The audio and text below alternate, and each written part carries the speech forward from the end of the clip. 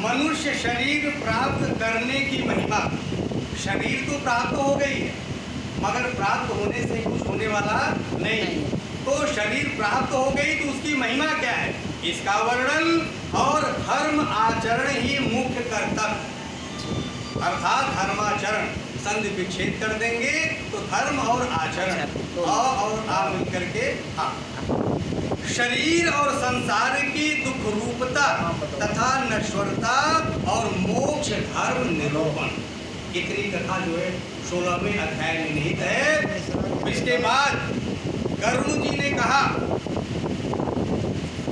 श्रुता मया दया सिंधो या ज्ञानिन जीव संसृति अधुना श्रोतमिच्छामि मोक्षोपायं सनातनम् भगवन् देवदेवेश शरणागत वत्सल असारे घोर संसारे सर्व दुःखमलीयसे नानाविध शरीरस्था हन्यन्ता जीवराशयः जायन्ते च म्रियन्ते च तेषामन्तो न विद्यते सदा दुःखातुरा एव न सुखी विद्यते क्वचित् केनोपायेन मोक्षेश मुच्यन्ते वद मे प्रभो।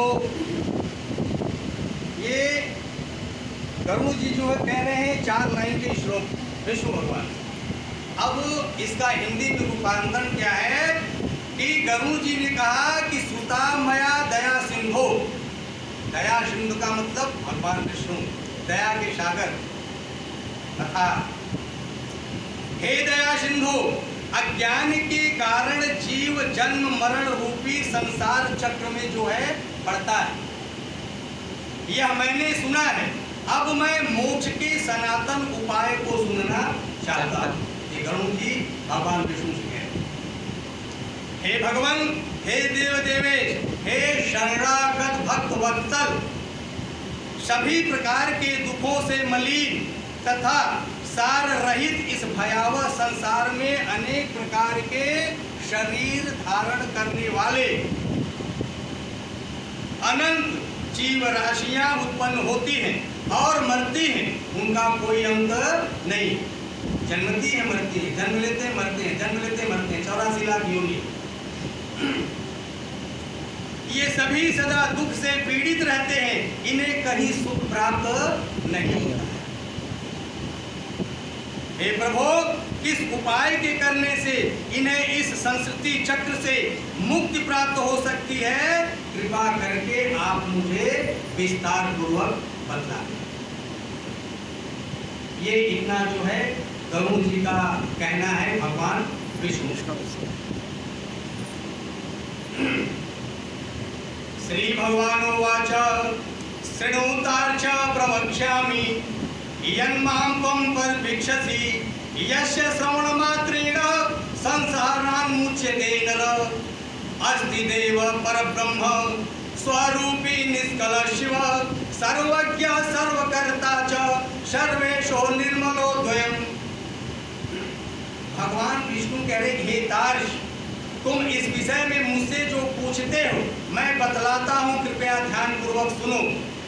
जिसके सुनने मात्र से मनुष्य संसार से मुक्त हो जाता है और वह परम ब्रह्म परमात्मा निष्कल कला रहित परम ब्रह्म स्वरूप शिव स्वरूप सर्वज्ञ सर्वकर्ता सर्वेश्वर निर्मल तथा अद्वय और द्वैत भाव से रहित है,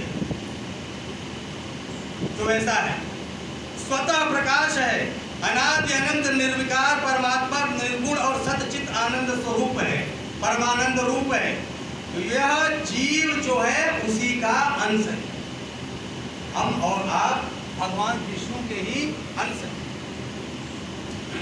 जैसे कि अग्नि से बहुत से स्फुलिंग अर्थात चिंगारियां, कभी कभी देखते नहीं चिंगारी निकलती है, निकलते समय ही क्षण मात्र में समाप्त हो जाते हैं। उसी प्रकार अनादिकालीन अविद्या से युक्ति होने के कारण अनादिकाल से किए जाने वाले कर्मों के परिणाम स्वरूप देहादि उपाधि को धारण करके यह जीव भगवान से पृथक हो गए, ईश्वर से पृथक हो गए, दूर हो गए हैं। जीव प्रत्येक जन्म में पुण्य और पाप रूप सुख दुख प्रदान करने वाले कर्मों से नियंत्रित होकर तत्त जाति के योग से देह, शरीर, आयु और कर्मानुरोधी भोग प्राप्त करते हैं।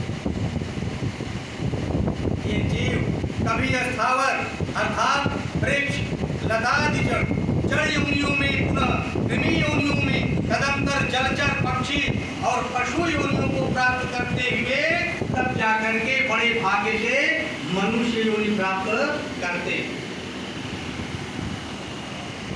बड़े भाग्य मानुष तन पावा, सुर नर मुनि सब ग्रंथन गावा। देवता लोग, मुनि लोग, सारे लोग ये जो है बोले हैं कि बड़े सौभाग्य से ये शरीर प्राप्त होता है।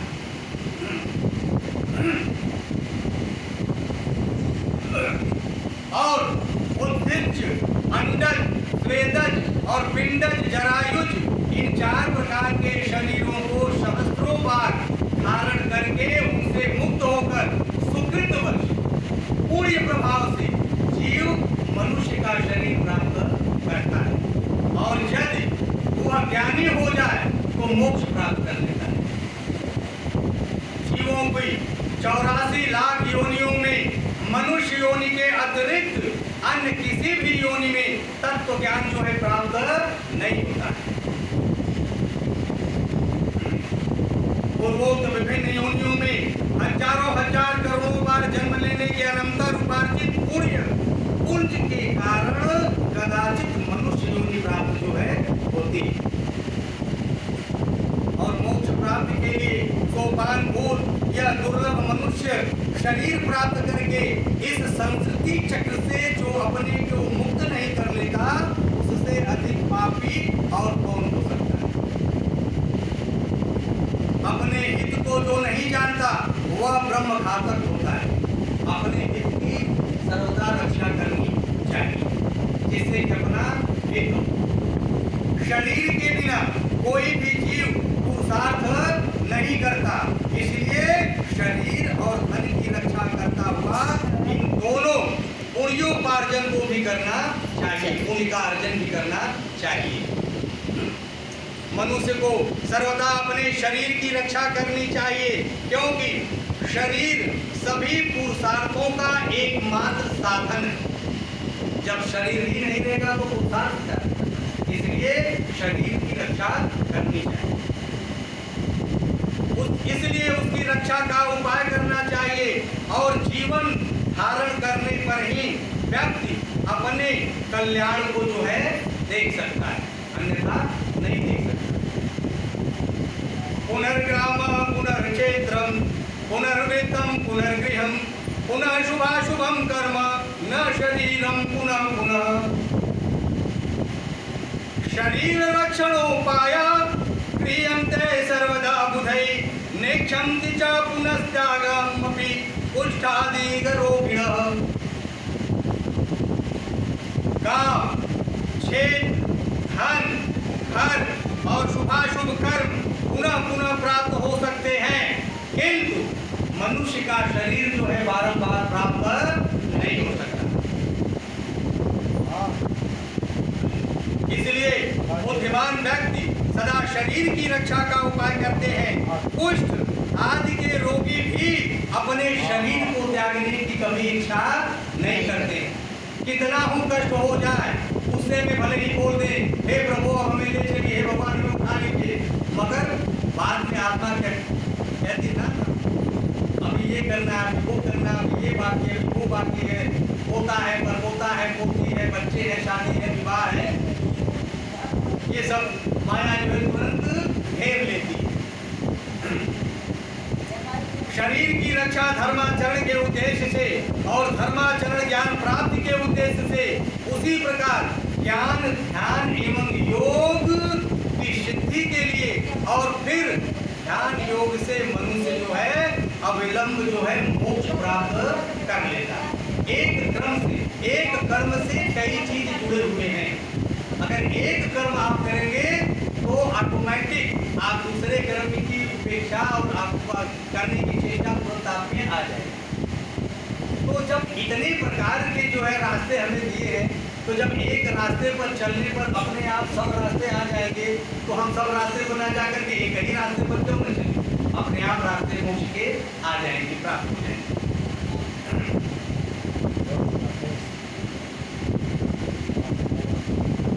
यदि मनुष्य स्वयं ही अपने आत्मा का अहित से निवारण नहीं कर लेता, तो आत्मा का दूसरा कौन जीतेगी? मैं अपनी आत्मा का स्वयं अगर रक्षा न करूं, तो क्या दूसरा कोई करने आएगा? नहीं कर पाएगा, कदापि नहीं कर पाएगा। और कि जो इस आत्मा को तारेगा, कोई तारने वाला नहीं। मेरे कर्म ही मेरी आत्मा को या मेरे को तारने वाले हैं।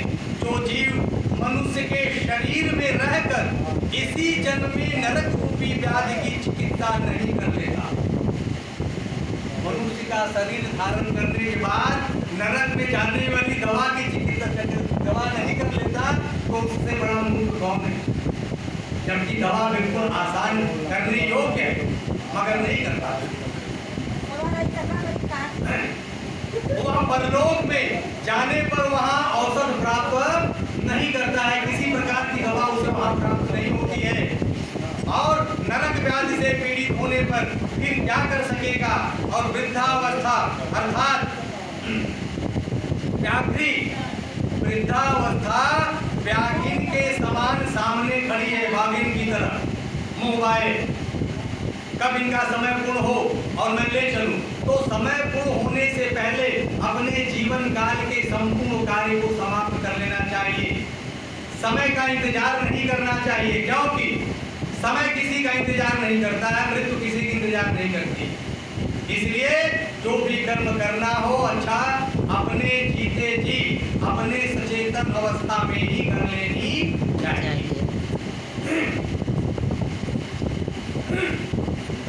उठे हुए घड़े से गिरने वाले जल की भांति प्रतिक्षण आयु समाप्त होती जा रही है। एक घड़े में छोटा सा छिद्र करके उसमें 5 या 10 लीटर जल भर दे, एक एक बूंद अगर उसमें से जल निकल रहा है, एक दिन ऐसा आएगा कि एक बूंद भी जल उसमें नहीं रहेगा। इसलिए मनुष्य को चाहिए कि एक एक क्षण, एक एक पल अपने सत्कर्मों में लगावे। अपने जीवन के क्रियाकलापों को नित्य क्रिया करने के तदुपरांत, मेरा ये कहने का मतलब नहीं इस पीठ से कि नहीं बराबर यही कार्य करिए, मगर हाँ अपने जो गृहस्थ जीवन के कार्य हैं उससे निवृत्त होकर के मगर भगवान का भी ध्यान पूजन करना चाहिए। या पहले हम भगवत स्मरण करके ही अपने क्रिया में लपटे, ये सबसे बेस्ट कहने का मतलब ये। और भी ये लोग बताते हैं, ऐसा हमारा भी विचार है, कभी जीवन में ये ध्यान रखें ऐसा कोई करता नहीं होगा। अगर आप कहीं किसी कार्य के लिए निकल रहे हो अपने घर से, तो हमें तो उम्मीद है कि हर लोगों के घर में एक छोटा मंदिर पूजा पाठ के लिए तो होगा ही करेगा। नहीं बात तो एक चबूतरा या एक काट रख करके भगवान की फोटो रख करके कम से कम पूजा पाठ करती होंगी। तो जीवन में थोड़ा सा एक कार्य जो आप लोग करें, इसका जो है प्रयोग करके देखें। घर से निकलते समय प्रभु के सामने जाएं, हे प्रभु मैं थोड़ा इस कार्य के लिए निकल रहा हूँ और इतनी समय के अंतर्गत में फिर पुनः आपके शरण में आ जाऊंगा, हमें आज्ञा प्रदान करें, कह करके निकलें। और कुछ दिनों के बाद अपने कार्यों की सिद्धि को देखें, ये प्रैक्टिकली, मगर ऐसा जल्दी कोई करता नहीं। गुरु जी ना बोली तब तो झूठ हो जा भगवान के दरबार में, ना पाई समझ से झूठा नहीं। तो ये तो कह रहे हैं ना कि मैं आने पर पुनः आऊंगा, आपकी शरण में ही आऊंगा, ये तो कह रहे हैं। जब भी आऊंगा आपके ही शरण, जब भी आऊंगा। प्रभु मैं कुछ अपने कर्म कार्यों से निकल रहा हूँ और पुनः आपकी शरण में यहाँ जब लौटूंगा आपके सामने लौटूंगा। गुरु जी भगवानों से झूठ बोलेगा है पहला कल दर्शन करे आई भगवान जी, अच्छा ही ना भाई ऐसा नहीं, ऐसे ठीक है गुरु जी। भाई किसी को निमंत्रण दे दें और दरवाजे पर आ जाए, आप ये कह दें कि गुरु जी आज नहीं कर गुरु जी जा भाई हम खाली ना आएगा, तब भाई बात यही क्या है। तो उस समय पेनाल्टी रूप में जो है 500 रुपया गुरु जी के देंगे। ऊपर चलो तो भरत कर और घड़े से एक एक बूंद जल गिरने के समान हमारी और आपकी आयु क्षीण हो रही है, मगर हमें और आपको पता नहीं लगता है। आजकल तो लोग भाई वो क्या बोलते हैं, बर्थडे जो है बड़ी धूमधाम से मनाते हैं, मगर उसके विपरीत में अगर आप वाकई में सोचें तो आयु धीरे धीरे क्षीण कम होती है, रोज एक दिन घट रही है। मगर पाश्चात्य देशों की सभ्यता और देश विदेशों की देख करके हम आप ये विदेशी सभ्यता है हमारी। और ज्यादातर हम उन्हीं का अनुसरण कर ही रहे हैं। अपने सनातन धर्म की ज्यादातर चीजों को छोड़ करके दूसरे अनुयायियों के पीछे जो है कदम से कदम मिला करके चलने को मजबूर है। और जब एक बार निकल पड़ते हैं तो पुनः जब अपनी सनातन धर्म की प्रथा पर आते हैं तो ये समाज हमें वंचित कर देता है, छोड़ देता है, तिरस्कृत कर देता है जी। हमारे मेरा सनातन धर्म और हमारे समाज के लोग धन्य बदल रहे हैं। बदलाव ऐसा करिए, मगर अपने धर्म से, अपने जात से इन सब चीजों से समझौता न करें। हमारा तो ये कहना है। और रोग शत्रु की भांति प्रहार कर रही है, अतः श्रेय प्राप्ति के लिए जीव को सतत अभ्यास करना चाहिए। जब तक दुख प्राप्त नहीं होता, जब तक आपत्तियां घेर नहीं लेती और जब तक इंद्रियों में वैकल्य अर्थात शिथिलता, मतलब अब एक गिलास पानी भी उठा करके पीने के योग्य नहीं है, हम कांप रहा है हाथ पैर, बेटा जरा मुंह में लगा करके पिला दो, पीते समय भी हिल रहे हो, नहीं आ जाता, तब तक श्रेय प्राप्ति के लिए अभ्यास करते रहना चाहिए। जब तक यह शरीर है तभी तक तत्व ज्ञान का अभ्यास करना चाहिए। और कौन ऐसा दुर्बुद्ध मनुष्य मूर्ख होगा कि घर में आग लगने पर जाकर के कुआं की खुदाई करना चालू करे। और बहुविधि सांसारिक कार्य प्रपंचों में व्यस्त रहने के कारण काल का ज्ञान नहीं होता है। यह क्लेश की बात है, बड़े दुख की बात है कि मनुष्य अपने सुख दुख और हित की बात को क्यों नहीं समझता है।